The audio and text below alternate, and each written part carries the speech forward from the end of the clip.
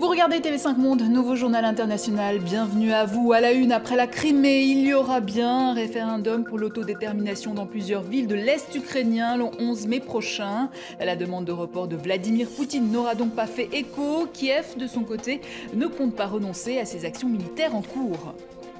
Au Venezuela, cette vaste opération arrestation et démantèlement de camps, 243 manifestants sous les verrous. Ils dénonçaient la politique du président Nicolás Maduro. Un peu plus tard, un policier a été tué dans des affrontements et nous venons de l'apprendre que de nouveaux heurts ont eu lieu à Caracas.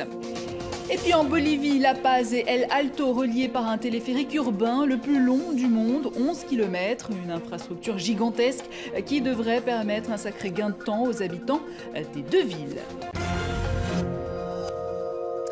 Mais avant ce consensus aux États-Unis, républicains et démocrates se sont mis d'accord à la Chambre des représentants sur la réforme de la NSA. Philippe Gassot, vous êtes à Washington pour TV5 Monde. En quoi consiste ce projet de réforme ?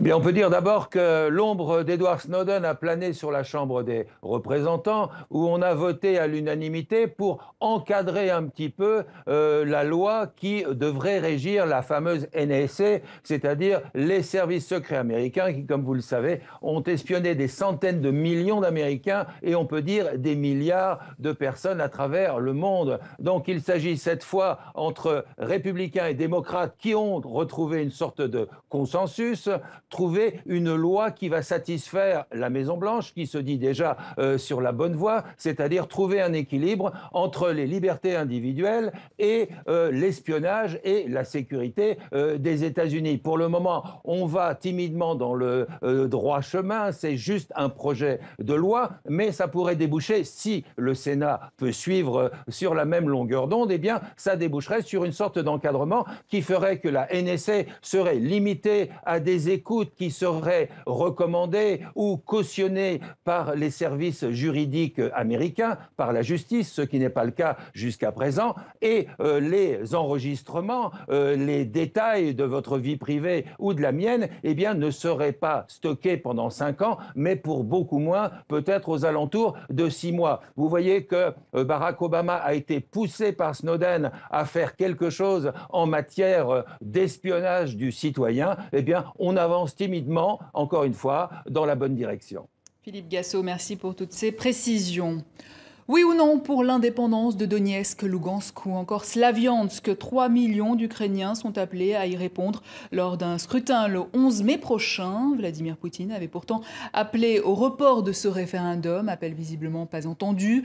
Jeu de dupes ou pas, Kiev annonce en tout cas la poursuite de son opération militaire à l'Est. Grégory Fontana. Drôle de campagne électorale à Slaviansk, au pied de la statue de Lénine. Un seul message est affiché, le 11 mai, tout le monde doit aller voter. Tout le monde doit dire oui à la déclaration d'indépendance. Les propositions de Vladimir Poutine n'y changent rien. Le vote aura bien lieu.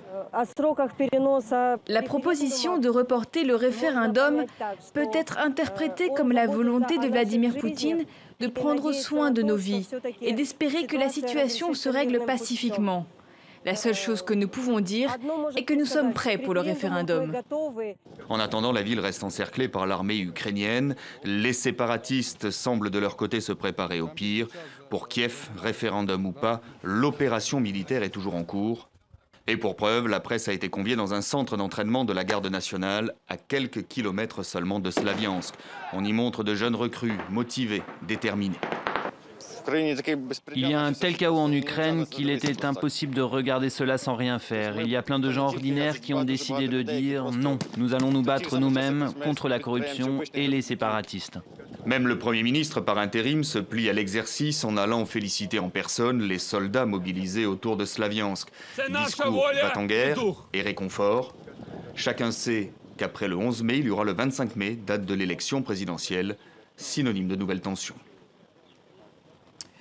Poutine qui se rendra d'ailleurs ce vendredi en Crimée pour la première fois depuis son rattachement à la Russie. Il assistera à la parade militaire du 9 mai qui commémore la victoire sur l'Allemagne nazie, ce côté-là du front. Côté français, les commémorations ont été célébrées ce jeudi à Paris. Le président François Hollande a déposé une gerbe devant la statue du général de Gaulle et ravivé la flamme du soldat inconnu. Le chef de l'État français qui a par ailleurs convié Vladimir Poutine aux célébrations du 70e anniversaire du débarquement en Normandie le 6 juin prochain. Sera également présent le président des États-Unis, mais pas de tête-à-tête Obama-Poutine. Des cérémonies endeuillées par l'annonce de la mort d'un 8e soldat français depuis le lancement de l'opération Serval en janvier 2013 au Nord Mali. Son véhicule a sauté sur une mine artisanale, preuve que les groupes djihadistes, même diminués, peuvent encore être force de nuisance. Franck Genozo. Le sergent Marcel Calafout n'avait que 26 ans, mais il était déjà un légionnaire expérimenté, passé par l'Afghanistan et la Centrafrique. Son unité est en opération dans le Nord Mali, lorsque son véhicule saute sur une bombe artisanale déposée le long d'une piste, à quelques kilomètres seulement de la ville de Tessalit. 2 autres soldats sont blessés dans l'attentat.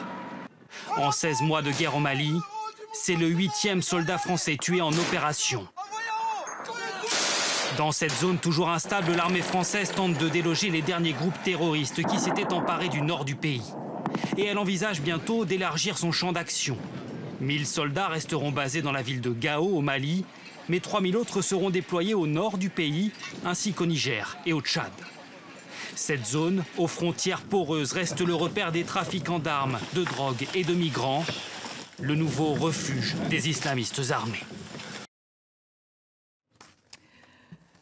Bring back our girls, ramenez-nous nos filles. C'est le cri de nombreux anonymes, de stars et de personnalités aussi, ici, Michelle Obama, après l'enlèvement par les djihadistes de Boko Haram des plus de 200 lycéennes au Nigeria. Le président nigérian, justement, Goodluck Jonathan, a lui promis de les faire libérer. Je crois que l'enlèvement de ces jeunes filles marque le début de la fin du terrorisme au Nigeria, a-t-il déclaré. Le chef de l'État a remercié les États-Unis, la Grande-Bretagne, la France et la Chine de l'aide proposée pour retrouver ces jeunes filles enlevées le 14 avril dernier. La Syrie avec ses images impressionnantes en provenance d'Alep. Des rebelles ont fait exploser l'hôtel Carlton en creusant un tunnel sous le bâtiment car l'endroit se trouve en secteur contrôlé par l'armée du régime de Bachar al-Assad. L'Observatoire syrien des droits de l'homme évoque 14 morts.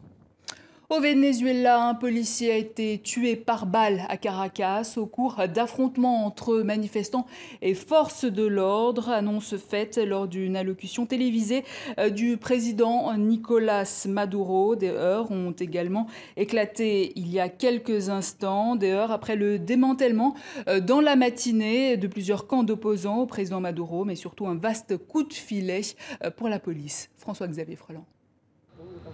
Une véritable prise de guerre. Des lance-pierres, des cocktails Molotov, des mortiers à gaz lacrymogène, des masques à gaz. Voici l'arsenal complet du parfait insurgé vénézuélien. Fier de son butin, le ministre de la Justice en personne commente en direct à la télévision les objets retrouvés après le démantèlement musclé du dernier foyer de résistance. C'est un signe clair de ce que nous disons tout le temps, que cela fait partie d'un complot planifié, non d'une manifestation spontanée. Ces personnes étaient préparées à cela. Après des mois de manifestations violentes, les autorités vénézuéliennes semblent avoir voulu en finir avec ce qu'elles appellent une tentative de coup d'État. L'opération s'est déroulée très tard dans la nuit de mercredi à jeudi. Les jeunes étudiants d'opposition ont été surpris dans leur sommeil par les hommes de la garde nationale bolivarienne, ne leur laissant aucune chance de fuir. 243 activistes ont été arrêtés. J'ai entendu les voisins dire qu'ils étaient en train de les arrêter. Je n'ai rien pu voir car les gardes nationaux menaçaient d'arrêter tous ceux qui s'approchaient de trop près. Le démantèlement des campements d'insurgés laisse craindre un regain de tension dans les jours prochains. Depuis le début de l'année, le président Maduro fait face à une révolte populaire contre son régime qui a déjà fait des dizaines de morts et des centaines de blessés. Une fronde menée par les étudiants d'opposition qui dénoncent la vie chère et l'insécurité. Eux aussi n'ont pas oublié les promesses électorales et entendent le dire haut et fort. Des dizaines de milliers d'étudiants chiliens, 40 000 selon la police, ont à nouveau manifesté à Santiago pour presser Michelle Bachelet, la présidente, de prendre des mesures promises en matière d'éducation. Ils réclament notamment le rétablissement de sa gratuité, comme c'était le cas avant la dictature du général Pinochet. Les conducteurs de bus en grève au Brésil, un mouvement pour réclamer de meilleures conditions de travail. Au moins 2 millions de personnes ont été affectées à Rio, comme en témoignent ces longues files d'attente. C'est le sujet qui suscite inquiétude pour les uns, curiosité pour les autres. Le traité de libre-échange entre les États-Unis et l'Europe sera engagé, l'avenir du commerce, mais aussi les questions sanitaires et environnementales, des pourparlers qui sont en tout cas menés dans la plus grande discrétion. François Bedonnet. C'est ici à la Maison-Blanche que les discussions vont reprendre dans quelques jours. Ce sera la 5e fois que les négociateurs européens et américains se rencontreront à huis clos pour élaborer le traité transatlantique. Un accord de libre-échange entre les États-Unis, 315 millions d'habitants, et l'Union européenne, 500 millions. Un marché sans barrière qui représente 40% du commerce mondial. S'il est signé, ce traité concernera l'agriculture, l'industrie, l'énergie, les produits chimiques, la santé, mais aussi les appellations comme Roquefort ou Champagne. Et dans la région de Bordeaux, la peur des vignerons, c'est que les États-Unis obtiennent le droit d'utiliser le terme château. La notion de château est une notion typiquement bordelaise, associée à la notion de cru de Bordeaux. Et je pense que les Américains, s'ils veulent développer leur marque, ont mieux à faire que de venir puiser dans notre patrimoine. Un grand château made in USA, un cauchemar que les Bordelais n'espèrent jamais voir. Dans notre vie quotidienne, le traité transatlantique aura, c'est sûr, de nombreuses conséquences. Ces détracteurs affirment que les États-Unis exporteront chez nous leurs poulets désinfectés au chlore, leurs fruits et légumes OGM et surtout leur bœuf aux hormones. Pour le commissaire européen qui traite avec Washington, ce sont des mensonges. Quand un commissaire européen qui a la compétence pour cette négociation dit très clairement devant le Parlement européen qu'il n'y aura pas d'importation de bœuf aux hormones, il faut le faire confiance. La question n'est pas de croire ou de ne pas croire le commissaire européen, qui probablement, dans quelques mois, ne sera plus commissaire européen. La question de la santé, la question des modes de production dans l'agriculture, aux États-Unis, en Europe, sont dans la négociation, donc les risques sont là. Et les négociations entre l'Europe et les États-Unis achoppent sur un point encore plus crucial. Qui réglera les conflits commerciaux qui ne manqueront pas de naître ? Le plus probable est qu'il ne soit pas confié à la justice traditionnelle, mais à un tribunal arbitral, où 3 experts, des juges privés, tranchent les différends. Problème, ce système risquerait de favoriser les multinationales. Des entreprises américaines de la chimie pourraient par exemple attaquer l'État français parce qu'il interdit le bisphénol A dans l'alimentaire. Enfin, les discussions sur le traité entre les États-Unis et l'Europe manquent-elles de transparence ? Certes, il est difficile d'obtenir des informations sur leur avancement, mais c'est une discrétion indispensable, selon la Commission européenne. Il n'y a pas de secret du tout, mais il y a naturellement, dans toute négociation, un certain degré de confidentialité qui est nécessaire pour rendre la négociation possible. Lorsqu'un accord sera trouvé entre Washington et Bruxelles, s'ils y arrivent, le traité transatlantique devra être validé par le Parlement européen. Ce sera le premier dossier à fort enjeu des nouveaux élus. Connaissez-vous Alibaba, ce géant du web chinois à la conquête du monde ? Alibaba, c'est d'abord un homme, Jack Ma. Il s'était porté sans succès candidat au rachat de Yahoo. Aujourd'hui, c'est à Wall Street qu'il s'attaque. Sa société de vente en ligne pourrait devenir l'une des plus grosses introductions en bourse de l'histoire. François-Xavier Freland. Appeler sa société Alibaba, il fallait oser, surtout lorsqu'on veut inspirer confiance sur Internet. C'est pourtant l'histoire de Jack Ma, le premier e-marchand au monde. Ce Chinois de 47 ans a développé dans son pays en quelques années le réseau de commerce par Internet en plein essor. Sa société relie entre eux des millions d'internautes, des milliers d'entreprises entre elles. Alibaba, c'est l'histoire d'un pauvre devenu riche, un professeur d'anglais qui avait compris avant tout le monde qu'Internet offrait la possibilité de faire de l'argent en restant chez soi. Beaucoup de gens qui sont rentrés dans ce business n'avaient plus vraiment de boulot. Aujourd'hui, la plupart de ces gens sont devenus riches. À Baigou, au nord de la Chine, on raconte que les fermiers ont troqué leurs tracteurs pour des voitures de luxe. Dans cette zone rurale chinoise, les anciens paysans vendent chaque jour sur leur propre boutique en ligne des millions d'objets en Chine et de par le monde via Alibaba.com. En quelques années, les entrepôts de stockage des produits vendus et échangés sur le net sont devenus de très grosses cavernes. Imaginez une compagnie avec le stock de la plus importante et rapide économie du monde dans les mains d'une seule société, Alibaba. Et c'est pourquoi ça marche si bien. Aujourd'hui, l'une des plateformes de vente d'Alibaba, la société Taobao, compte plus de 500 millions d'usagers.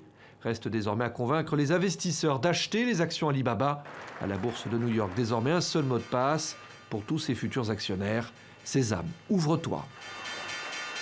C'est le réseau de téléphériques urbains le plus long du monde et aussi l'un des plus hauts. Il relie en Bolivie, soit l'un des pays les plus pauvres d'Amérique du Sud, les villes de La Paz et d'Alto, entre 3200 et 4000 mètres d'altitude. Une véritable révolution pour les près de 3 millions d'habitants de ces cités habitués à un transport collectif chaotique et à des embouteillages monstres. Le téléphérique sera inauguré officiellement à la fin du mois, mais les Boliviens ont pu le tester gratuitement durant 3 jours. Et vous, Reza Nour Mahmoud, vous étiez de la partie.